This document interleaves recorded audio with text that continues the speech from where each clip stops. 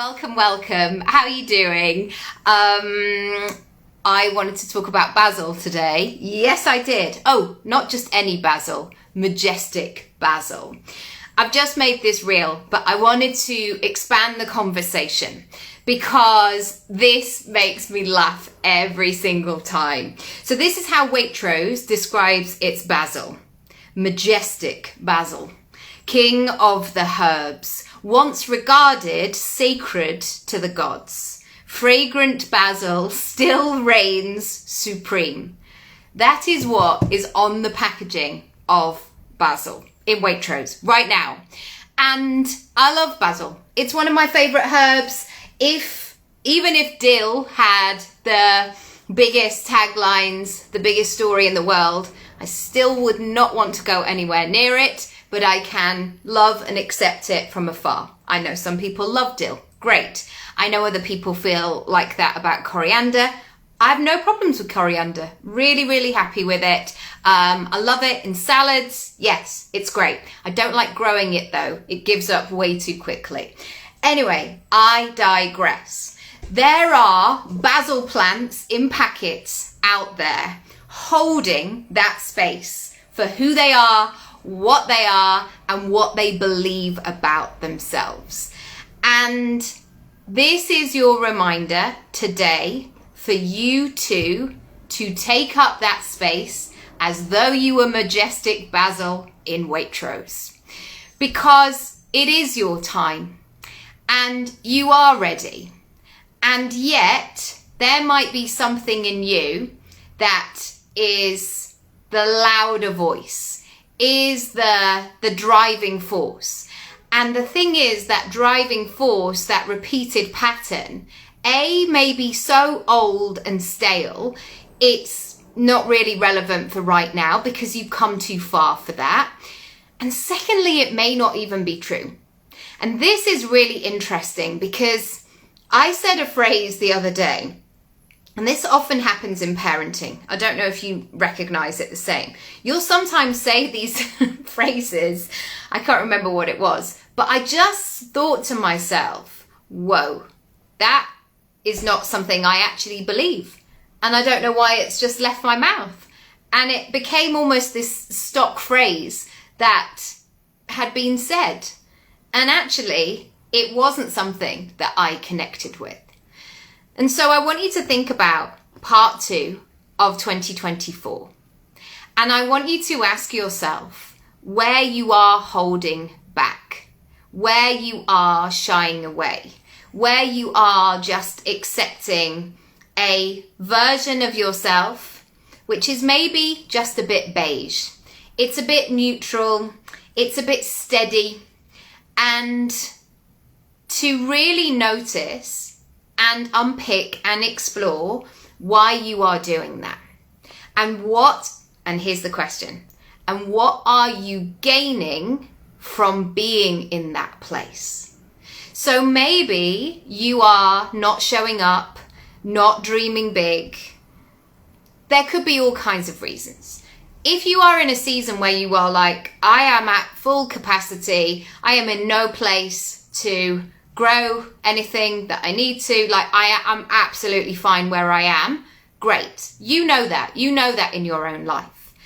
Today I'm talking about those moments where you know that you're just playing safe and you are being comfortable and you are doing that because that is the most familiar choice. Maybe you've had a couple of years like this where you've been staying small, you've been bobbing along. Lots of it was circumstantial, post-COVID, settling back into a new way of living. And that has become the familiar state. And yet, there is a part of you that knows you are ready for more. That senses that, I just got tingles then. Senses that you are ready for more. And that it's time to be open to figuring out a new way.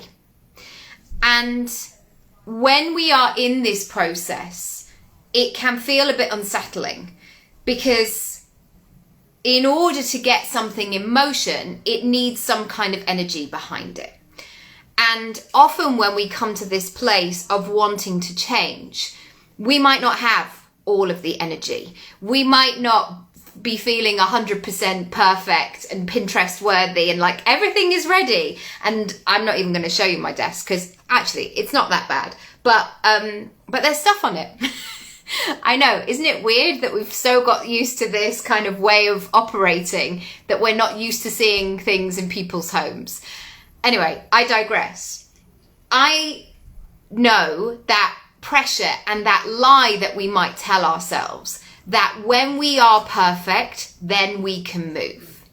It's not true, because there will never be a point in your life and business where everything is in perfect harmony, everything is ticked off the list, and you're done, and you're ready, and it's a clean slate. Even when you've cleaned your kitchen, there will always be somebody, maybe this is just in my house, who will come in at the last moment and make themselves a glass of water, drink it, clean the glass, and put it on the side. Literally 2 seconds after I've just cleaned the kitchen and there's nothing on there apart from this one glass. And that's fine. I'm not going to be picky or weird about those things.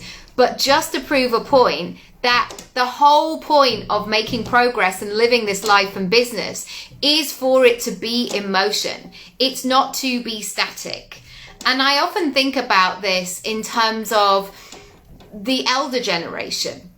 Those people who are in care homes. My nana is nearing 100, not this year, but yeah, it's coming soon. And I was just thinking the other day how a few years ago, she had that sense of movement where she could go out and about, she could go out for lunch, she could do all of these things. And now that those things are sort of not available to her. And again, there is this motion that we have to make small steps whilst we can. And when I'm working with people, I don't have a one-size-fits-all method because it's not about that for me. It's about you setting the pace, you saying, this is my capability, and then us chipping away at it very, very quickly.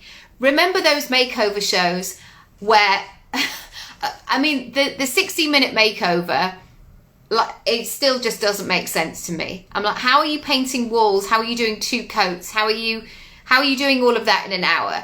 I still can't quite compute it. So I'm going to use the example of makeover shows that are done in 2 days. We see that process coming together.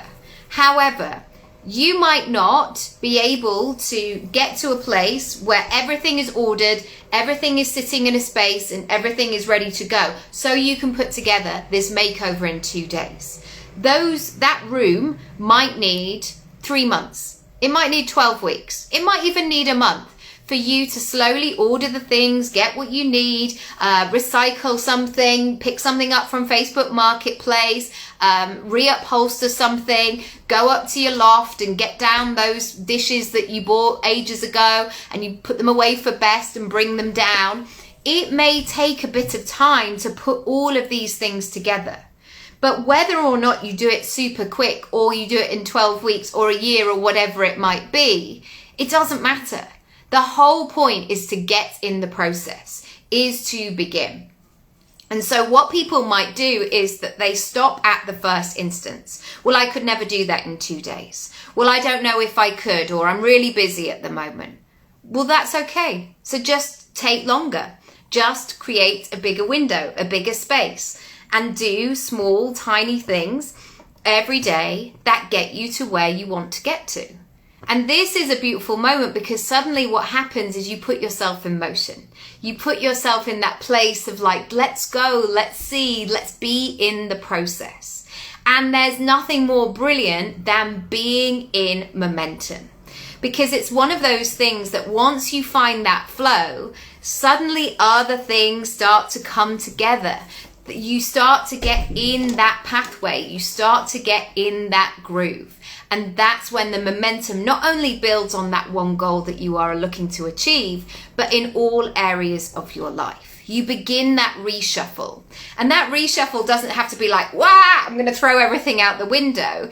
It can be slowly unpicking things, moving things to the side, and it can be a process. If you want to get started in July, send me a message. I was just going to say, get on with it. That's a bit rude. Sorry, that was a bit instructional then. But seriously, if you are thinking about making moves and you are saying things like, this next 6 months is going to be great for me, or this month is going to be my month, and you are not moving your feet, it's just words. It's no action. And the likelihood is, I'm going to call it now, is that nothing will change. Because saying something is not the same as doing something. We can say, oh, I'd love to go out and meet you for a drink on Friday night. Great.